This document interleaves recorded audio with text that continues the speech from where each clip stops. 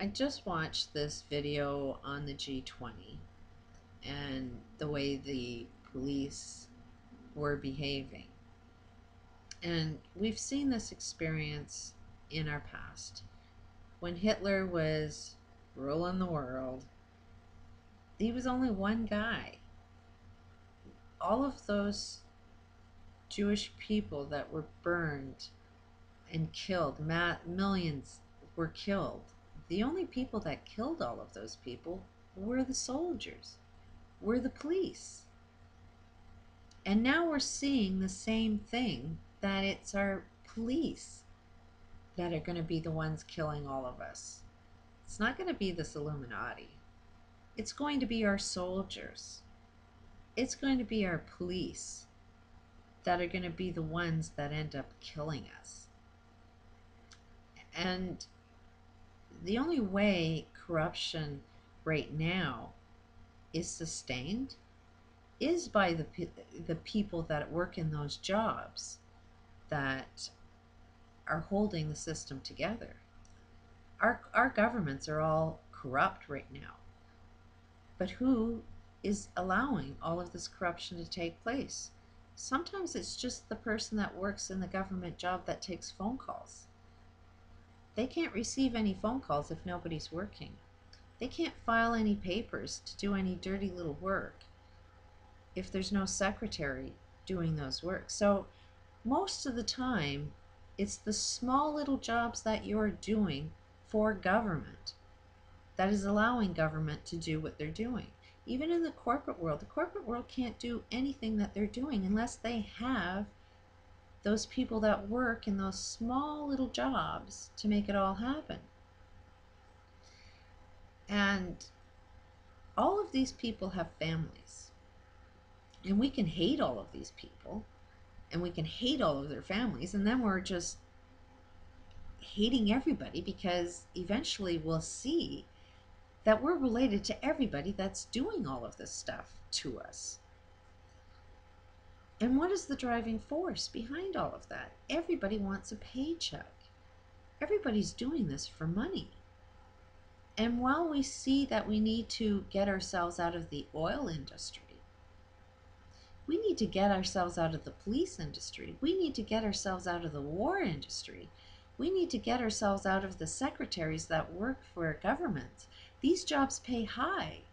And if you look at any of the global jobs, any of the jobs that are increasing are all government jobs. So if you're all unemployed and you all take those jobs, those government jobs, then you're crushing the economy by just taking those jobs. And you have to say no to them. You have to be willing to live in poverty. You have to be willing to give up your stuff. You have to be willing to wreck your credit, have your cars repossessed, have your house repossessed. You know what? Nobody can repossess your stuff if nobody's actually there to do the job. So by you not taking those jobs, you can't lose your car. You can't lose your home, because there's no labor work that's able to get them to do that. But it's only going to be a time where all of us together are supporting each other that says, I'm just not going to take that job. And if I don't take that job, then I lose nothing, as long as everybody's in agreement with it. So while we look at our communities and see that it's our communities that are supporting all of this, we need to be servicing some of these people. If you're a car dealership, then slack off on getting your debts paid. I know it's a rough circle, but in order to make this transition, it's going to be a little rough.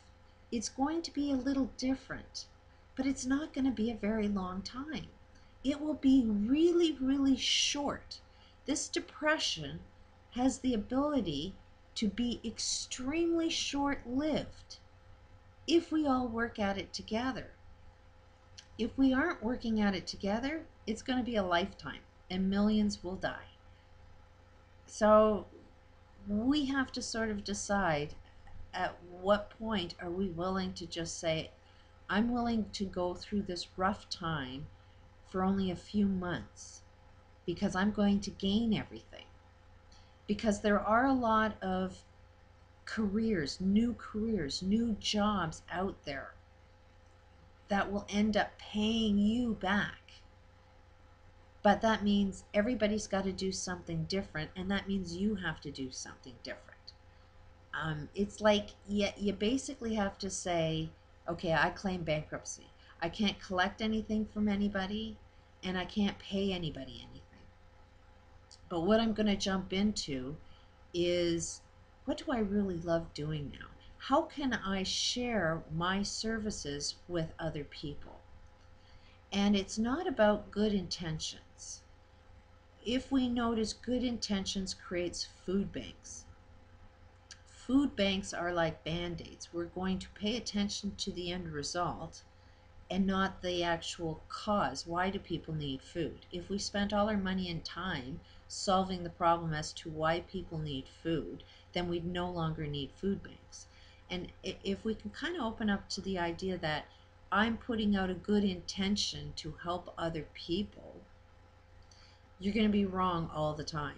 Don't push yourself on other people. Just let people know you're out there. Just like me, I'm making a lot of videos offering information that I have that's helpful, but I'm not going to push it on anybody. And I'm offering to even do some free tracking because I would rather spend my time you asking me how I can help you, and it's up to me to know whether I can actually do what you're asking of me.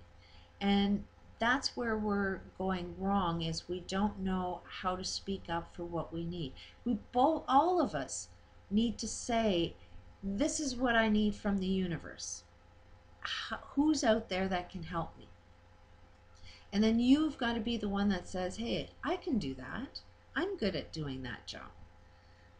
So somehow we need a database of somebody puts out there, I need this help.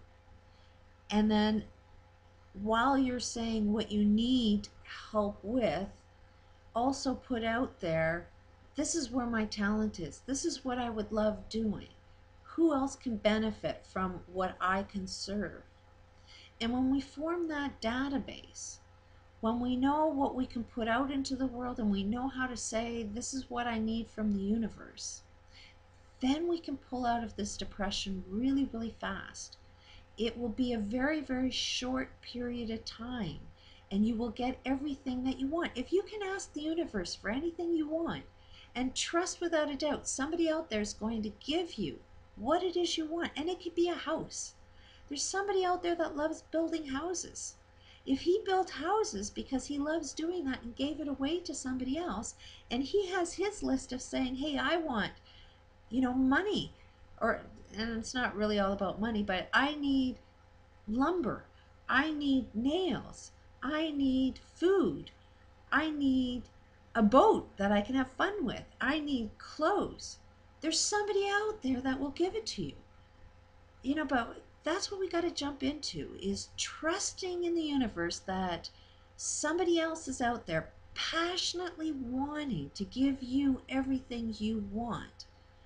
And when you can trust the universe wants to give you what you want, then you are going to be free to give the universe what you can give to the universe, not what you can't give.